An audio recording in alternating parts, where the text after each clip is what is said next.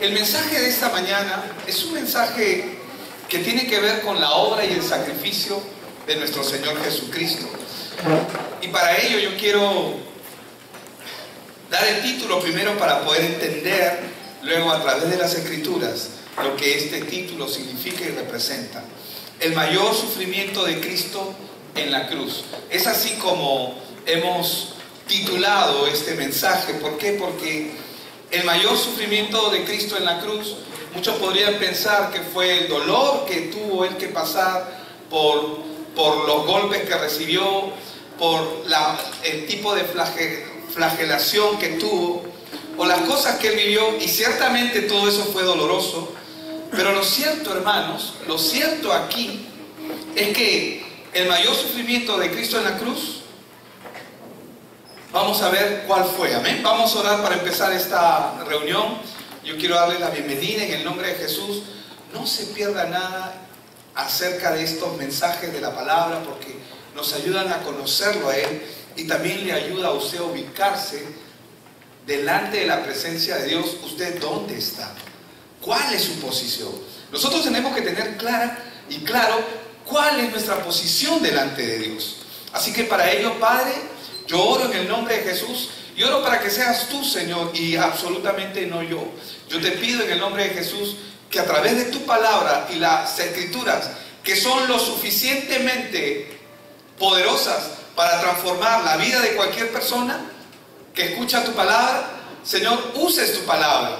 Usa, Señor, todo aquello que tú has provisto por medio de tu palabra y prepara nuestros corazones, Señor, para poder recibir la poderosa, indestructible, eterna semilla de la palabra que hace, Señor, y que genera el querer como el hacer por tu buena voluntad en nuestras vidas. Te damos gracias en el nombre de Cristo Jesús. Amén y amén. Quiero que me acompañen al Salmos 22. Y voy a leer, en realidad, todo este salmo es precioso. Yo espero seguir compartiendo acerca de este salmo. Pero es tanta las maravillas que Dios nos muestra por medio de su palabra que creo que solamente vamos a poder coger el 1 y el 2 con las justas. El verso 1 y 2, aunque vamos a leerlo hasta el verso 5 ahora. Y vamos al Salmo capítulo 22, verso del 1 al 5. Dios mío, dice, ¿por qué me has desamparado? ¿Por qué estás tan lejos de mi salvación y de las palabras de mi clamor? Dios mío, clamo de día y no respondes, y de noche y no hay para mí reposo. Pero tú eres santo, tú que habitas entre las alabanzas de Israel. En ti esperaron nuestros padres, esperaron y tú los libraste. Clamaron a ti y fueron librados. Confiaron en ti y no fueron avergonzados. Este salmo que probablemente en sus Biblias dice salmo de angustia y también de alegría, ¿no? Cuando estamos hablando en general de todo el salmo. Pero este salmo y los primeros versos, juntamente con el capítulo 53 de Isaías, constituyen dos de las profecías más importantes sobre la cruz de Cristo. Esto es importante entenderlo, hermanos, porque tanto el Salmo 22 como el capítulo 53 de Isaías constituyen las dos profecías más importantes que nos hablan acerca de la cruz de Cristo. Dile al que está a tu lado, nos habla de la cruz de Cristo. Así es, nos habla de la cruz de Cristo cuando Él estaba en el Calvario. Y estos pasajes están en el Antiguo Testamento. Y lo cierto es que voy a leer así de una manera rápida Isaías 53, verso del 1 al 7. ¿Quién ha creído a nuestro anuncio? ¿Cuántos saben que el anuncio es el Evangelio? Amén. El Evangelio. ¿Quién ha creído a nuestro anuncio? ¿Y sobre quién se ha manifestado, dice, el brazo de Jehová? Verso 2 dice, subirá cual renuevo delante de él, y como raíz de tierra seca. No hay parecer en él, ni hermosura. Le veremos, mas sin atractivo para que le deseemos. Mucha gente pinta al Señor Jesucristo y lo pintan bonito, hermoso, ¿verdad? Pero acá la Biblia dice que no había en él hermosura, no había en él atractivo. Verso 3 dice: despreciado y desechado entre los hombres, varón de dolores, experimentado en quebranto, y como que escondimos de él el rostro, fue menospreciado. ¿Y qué dice? Y no lo estimamos.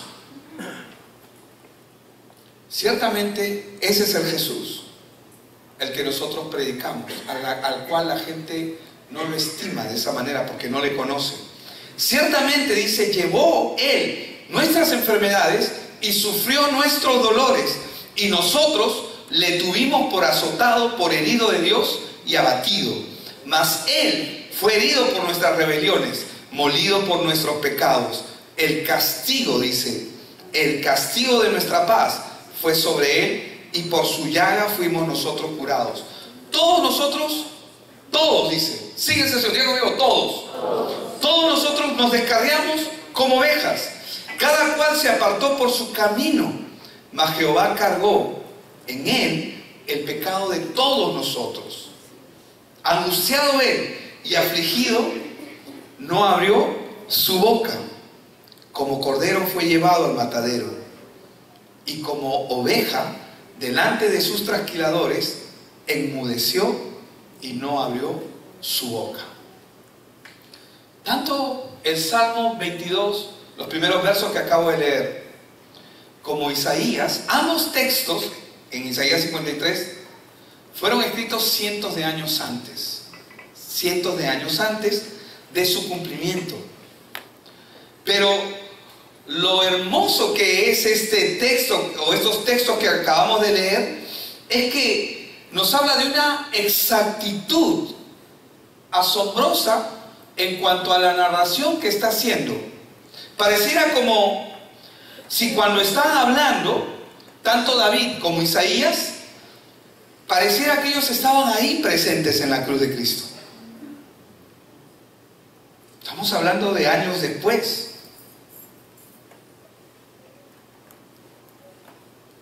Pero hermanos, David escribió esto y estuvo 1000 años antes de la venida de Cristo. ¿Cómo podía David hablar lo que estaba hablando en el Salmo 22? 1000 años antes. ¿Y cómo Isaías podía hablar de Jesús habiendo estado 600 años antes? ¿Cómo podían hablar con tanta exactitud del Salvador? ¿Saben lo que esto nos muestra? Que la Escritura se cumple y que es inspirada por Dios. Ellos no tienen nada que ver, David no tiene nada que ver con el Salmo 22 en los primeros versos. No tienen nada que ver. Isaías tampoco tiene mucho que ver, ellos son solamente profetas. Pero eso nos muestra que la Escritura es inspirada por Dios. Amén. ¿Qué significa que sea inspirada por Dios? Que ellos la escribieron no porque se les ocurrió. No dijeron, no tengo nada que hacer, voy a escribir algo. Y escribieron el Salmo 22, Isaías 53. No, ellos escribieron acerca de Cristo porque fueron inspirados por Dios. Ambos comienzan a describir los sufrimientos de Cristo, pero cada uno tiene un enfoque distinto. Isaías comienza a contemplar los sufrimientos desde una perspectiva externa, es decir, como si él estuviera a los pies de la cruz y está observándolo, lo está mirando. Él está relatando lo que está ocurriendo como que si lo está mirando la cruz y habla de que no hay atractivo en su rostro. Está hablando de todo lo que ocurrió, pero de una manera externa a él.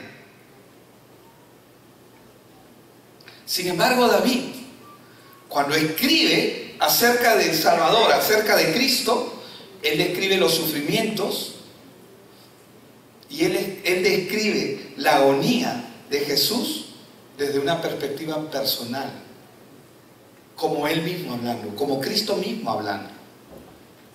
No sé si me dejo entender. ¿Por qué es importante esto? Porque Isaías está describiendo algo que está contemplando él, aparentemente. Pero es Dios quien está escribiendo. ¿Amén? Es Dios quien tiene la pluma y está usando las manos de ellos.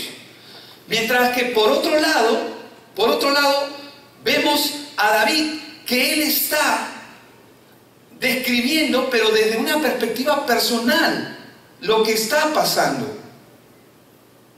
No hay evidencia de que David haya pasado por un proceso tal, donde él haya vivido y experimentado lo que Jesús experimentó.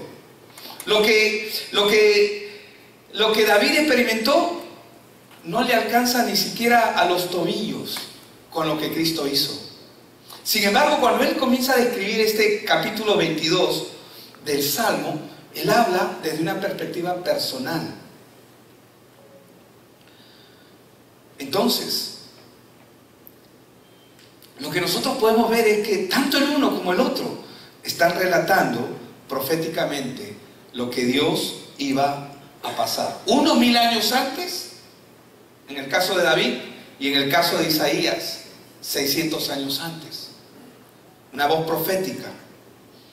Es interesante, porque ellos comenzaron a describir a Dios en medio de su sufrimiento.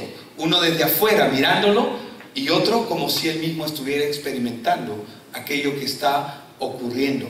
Y ahí es donde yo quiero entrar para poder entender el mensaje, el mayor sufrimiento de Cristo en la cruz. Y muchos de nosotros podríamos pensar que el mayor sufrimiento que Jesús tuvo en la cruz es el dolor que tuvo que pasar por los golpes que él recibió, por el maltrato que él recibió, porque fue crucificado. Y ciertamente todo eso es verdad, porque es doloroso. Pero la Biblia nos habla de que Jesús iba a ser descendiente del rey David. Es decir, a David se le identificaba con el Cristo, y a Cristo se le identificaba con el rey David. Vamos a ver qué dice Marcos 10:47, solamente para mostrar un ejemplo de esto que les estoy diciendo. Y oyendo que era Jesús Nazareno, comenzó a dar voces y a decir: Jesús, hijo de David, ten misericordia de mí. Estas palabras son palabras fuertes, no son cualquier tipo de palabras. Porque lo que está diciendo este hombre, que estaba diciendo, cuando escuchó que era Jesús Nazareno, él inmediatamente comenzó a dar voces y a decir: Jesús, hijo de David, ten misericordia de mí. ¿Por qué le dice hijo de David? No solamente porque iba a ser descendiente de David, sino que en David estaba la promesa. ¿Quién es el hijo de David? Es la promesa de Dios, que un día un Salvador iba a venir al mundo, iba a ser descendiente de David. Vamos a ver qué nos dice Isaías capítulo 9, y vamos a leer el verso 6, del 6 al 7. Dice: porque un niño, dice, nos es nacido, hijo nos es dado. Dice: el principado sobre su hombro, y se llamará su nombre Admirable, Consejero, Dios fuerte, Padre eterno, Príncipe de paz.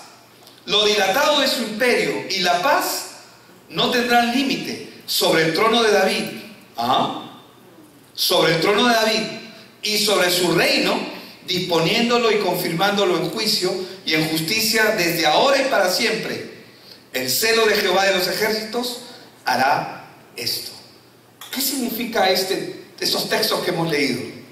Que cuando este hombre estaba clamando Jesús, hijo de David, él sabía de quién estaba hablando. Lo cierto es que muchos que estaban alrededor de Jesús no sabían quién era verdaderamente Cristo. Pero cuando este hombre escuchó que Jesús Nazareno estaba por ahí, en Marcos 10:47, comenzó a dar voces y a decir: Jesús, hijo de David, porque él sabía que él era la promesa dada por Dios, Dios hecho hombre. Él dijo: ¿es ahora o nunca?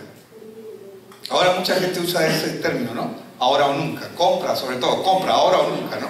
Porque si no compras ahora, no compras nunca. Mentira, ¿verdad? Pero en el caso de él, hermanos, este hombre sabía que era su oportunidad única. Él escuchó que era Jesús, inmediatamente comenzó a dar voces para que el Señor lo reconozca, diciendo: yo te conozco. Cuando él está diciendo Jesús, hijo de David, le está diciendo: Señor, yo te conozco, yo sé quién tú eres la promesa dada por Dios desde Génesis 3:15.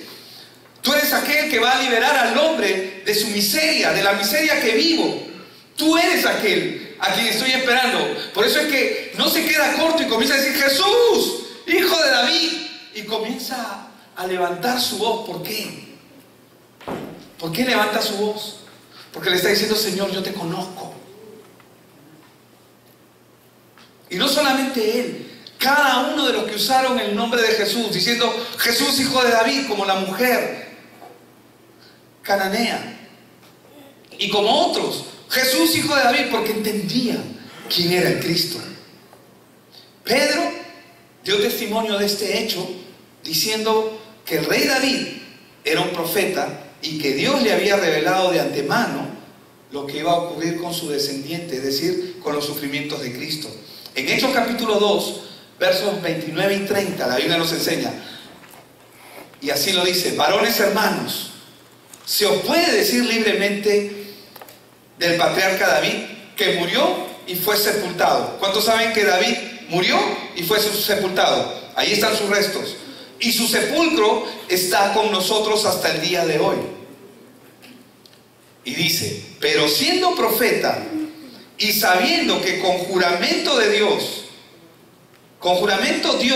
le había jurado que de su descendencia, en cuanto a la carne, levantaría al Cristo para que se sentase junto al trono. ¿Qué es lo que está haciendo Pedro? Está dando testimonio de quién es este Jesús.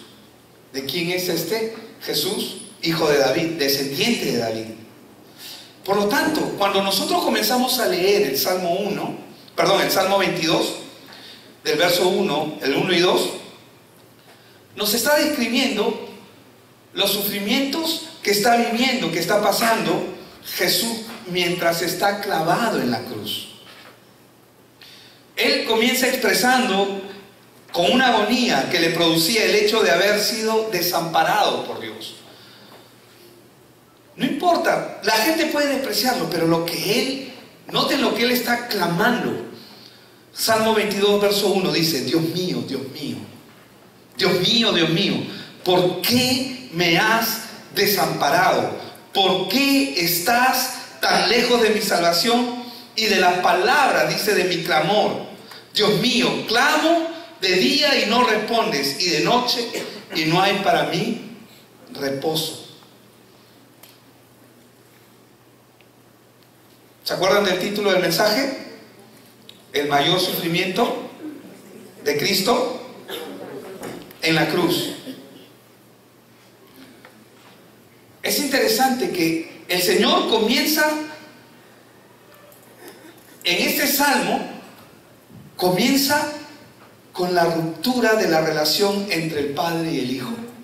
No sé si usted lo puede ver, pero hermanos, el mayor sufrimiento que el Señor Jesucristo tuvo en la cruz y durante toda su vida, desde la eternidad hasta la eternidad, no es los golpes que ha recibido. Eso nos duelen a nosotros, porque para nosotros los golpes son dolorosos, el sufrimiento es doloroso, pero ese dolor no tiene comparación con el sufrimiento que el Señor está experimentando.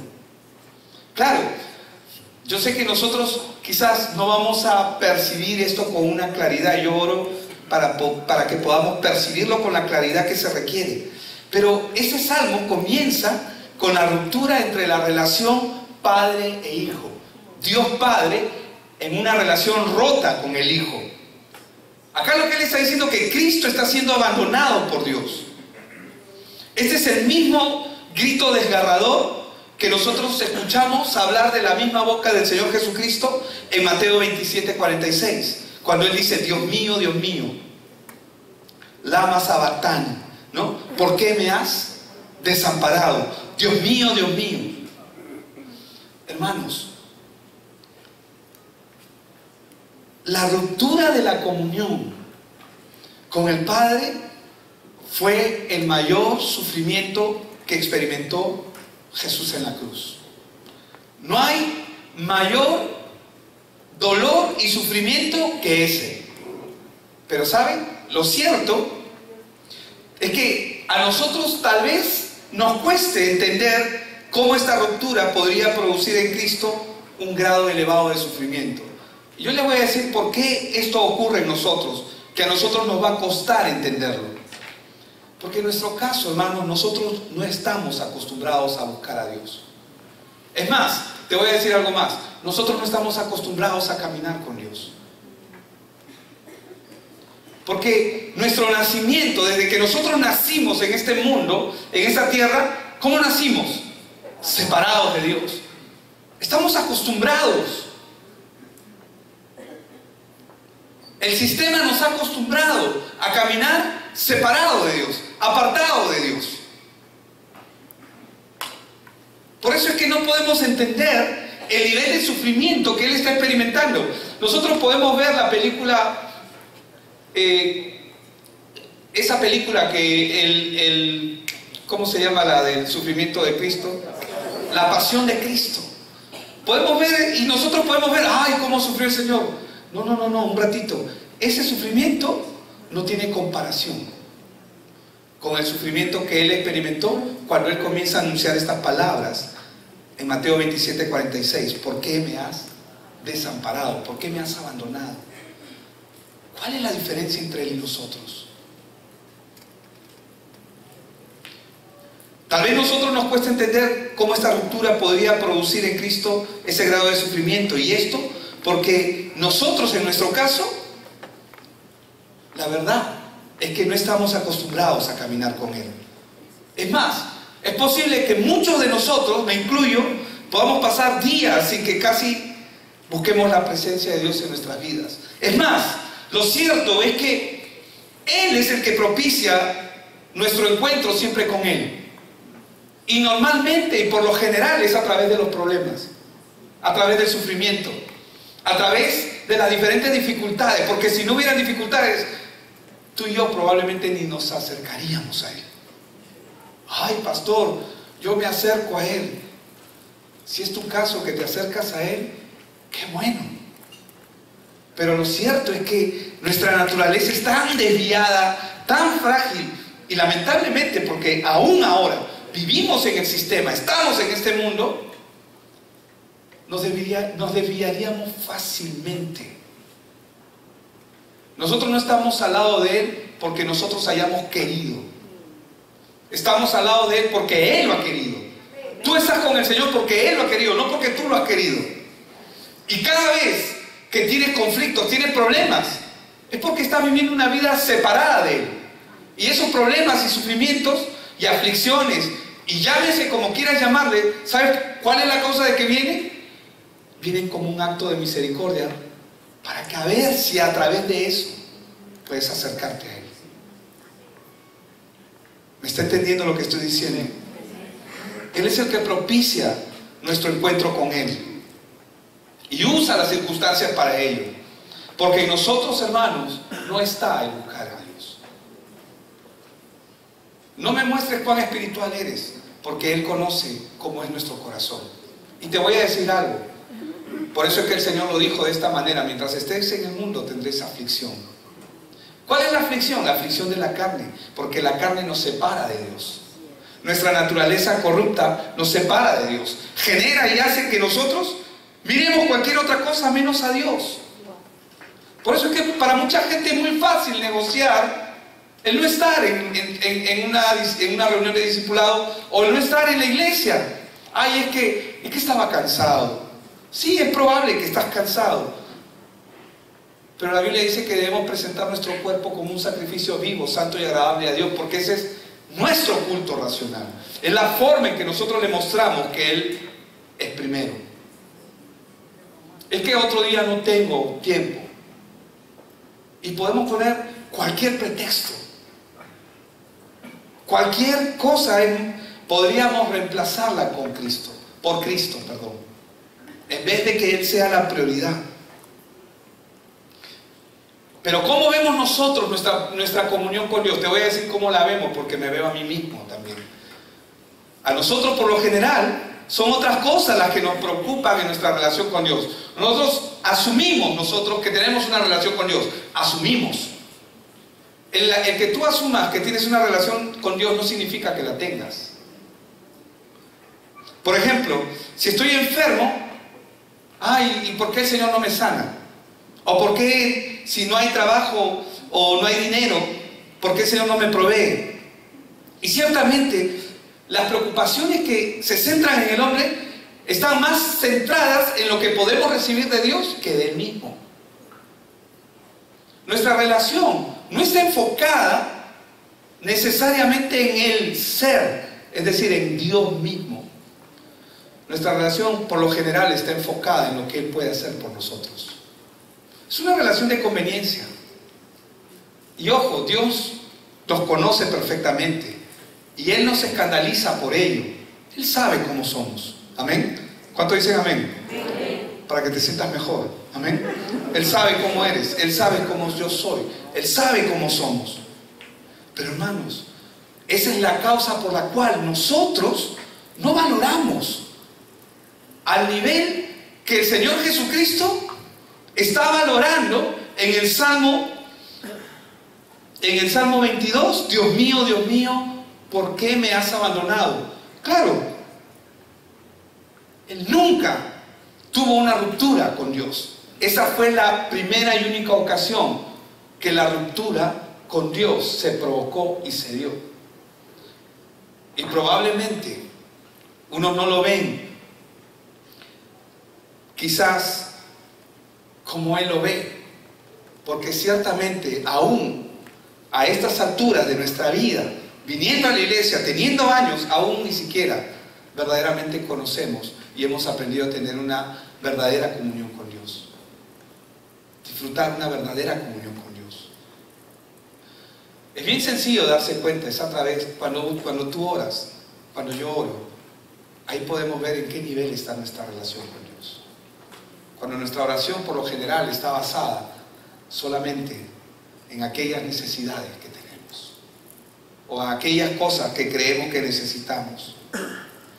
Pero en el caso de nuestro Señor Jesucristo, lo que realmente a Él le afectó por encima de todo era la comunión con el Padre.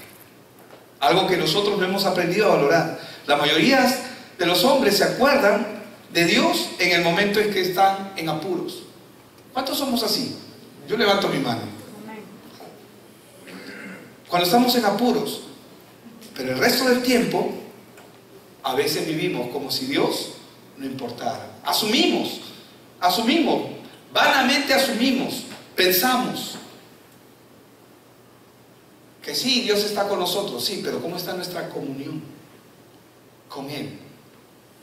A mí me encanta la historia de Enoc, porque la Biblia no dice mucho, casi nada acerca de Enoc. Solamente hay 2 o 3 versos que hablan acerca de Enoc. Y la Biblia dice que Enoc vivió su vida como todos nosotros, como miserables pecadores, porque así somos, hasta que tuvo su hijo. Y luego se acercó a Dios.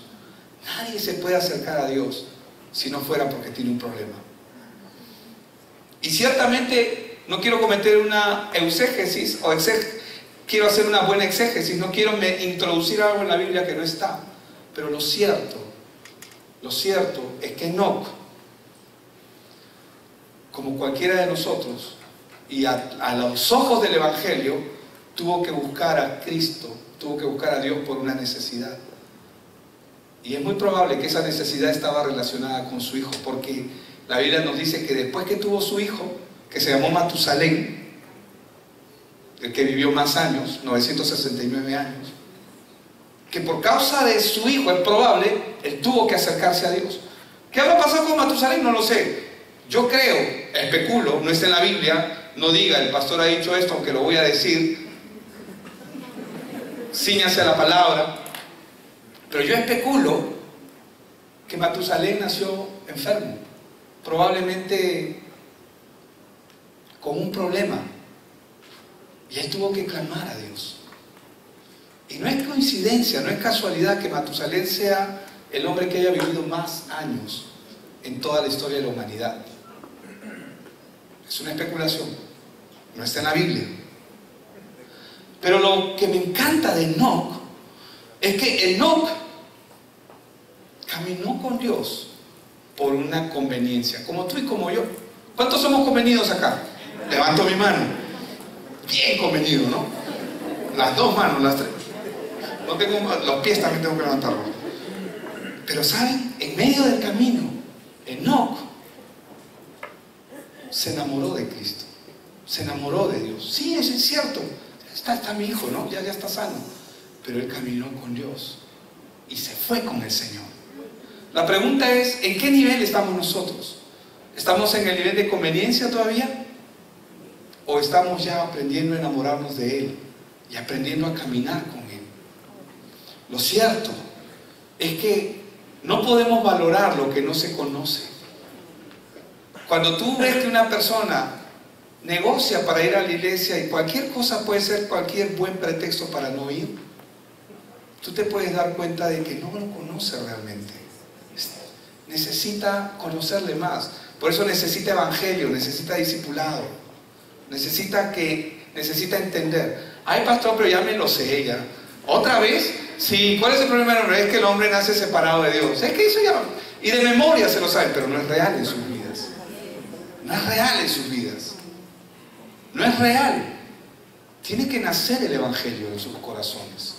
Cuando nace el evangelio es cuando verdaderamente nuestra vida va a comenzar a cambiar. No es porque tú lo digas, no es cuánto tú conoces de la palabra, es cuánto de la palabra es rema en tu vida, se hace verdad en tu vida y en la mía.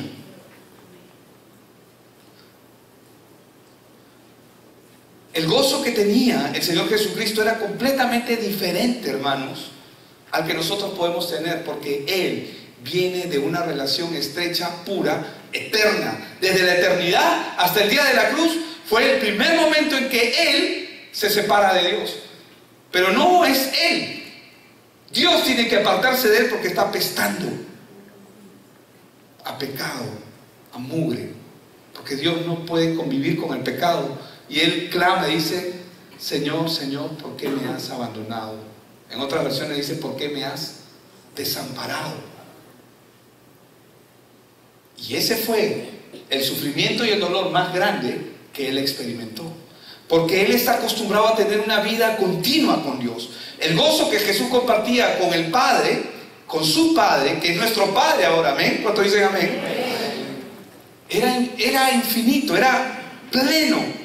Juan alcanza a describir esa relación de una manera, no sé si lo alcanza, pero Juan 1:18 dice, y cuando habla de Cristo, dice de Él, a Dios nadie le vio jamás, el unigénito Hijo, que está ¿dónde?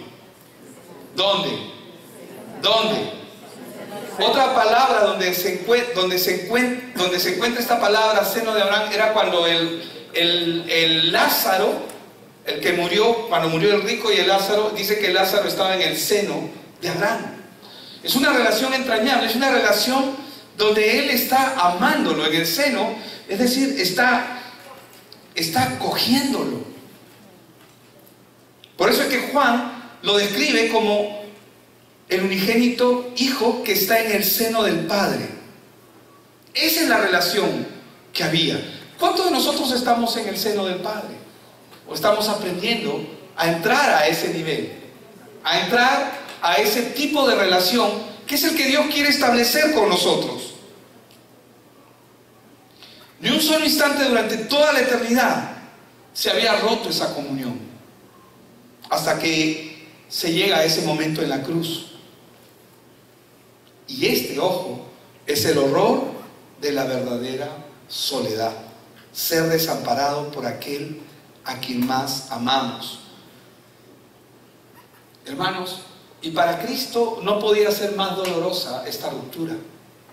Se llama separación, se llama muerte. Nosotros No alcanzamos a entender esta plenitud porque lamentablemente nacemos en este mundo separados de Dios. Y mientras vamos caminando, en lo lento que va nuestro discipulado, en lo lento que vamos avanzando en la palabra, no alcanzamos ni siquiera a entender qué es y qué representa tener una verdadera comunión con el Padre por medio de su Hijo Jesucristo. ¿Cuál cree usted que va a ser la causa de mayor sufrimiento en el infierno? Ay, es que se van a quemar. Nosotros en lo natural nos vamos al dolor, porque obedecemos al dolor. Cuando alguien nos castiga, huimos al dolor. Pero hermanos, el mayor sufrimiento que va a vivir el ser humano, que parte de este mundo y parte sin Dios, no es solamente ese sufrimiento de dolor, el crujir de dientes que dice la palabra, el lloro y el crujir, sino es la separación con el Creador. La separación de Dios es el mayor infierno que el hombre puede experimentar. Este mundo ha sido edificado a partir del hombre sin Dios. ¿Acaso es hermoso el mundo? Claro, naturalmente hablando podríamos decir, sí, el mundo es hermoso, sí, el mundo es así, es así. Y lo cierto es que hay maravilla, pero este mundo es un sistema de mentiras que a la larga está conduciendo al hombre a su destrucción. Por eso es que la palabra dice, hay caminos que a los ojos de los hombres parecen buenos, pero ¿qué dice de su final? Su final es camino de muerte. Por eso es que para Cristo esa separación representó el infierno. Y ciertamente Él bajó hasta los tártaros, que son las partes más profundas de la tierra. Descendió a los infiernos. Dice, estaba leyendo en la mañana una escritura que decía, ojo, que las profundidades del infierno, las profundidades del tártaro, búsquenlo en su Biblia, no crea todo lo que yo le diga, lea, busca, sea honorable como los de Berea, que no se quedaban con lo que les decía, fueron hallados honorables porque todo lo que escuchaban lo buscaban a ver si era verdad. Y me dejó pensando lo que leí en la mañana, que decía que las profundidades del abismo son mucho más profundas y mucho más amplias que la anchura que tiene la tierra. ¿Cómo? Se supone que si la tierra es redonda y las profundidades es el centro, ¿cómo es posible? No está hablando de manera paradójica, está hablando la Biblia de manera clara. Dice que las profundidades de los abismos son muchísimo más amplias que la extensión que tiene la tierra.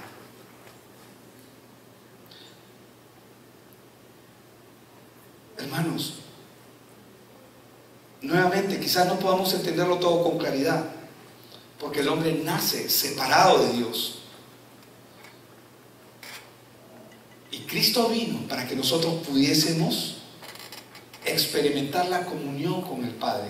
¿Saben qué es lo que nosotros experimentamos cada vez que recibimos palabra, cada vez que somos animados? Es como que estás en un día, como en esos días, donde hay mucho calor, ¿verdad? Y alguien viene y ¡juá! Con agua helada, así fresca, y con que te zancochas y no hay nada, y te lanzan unas salpicaduras de agua.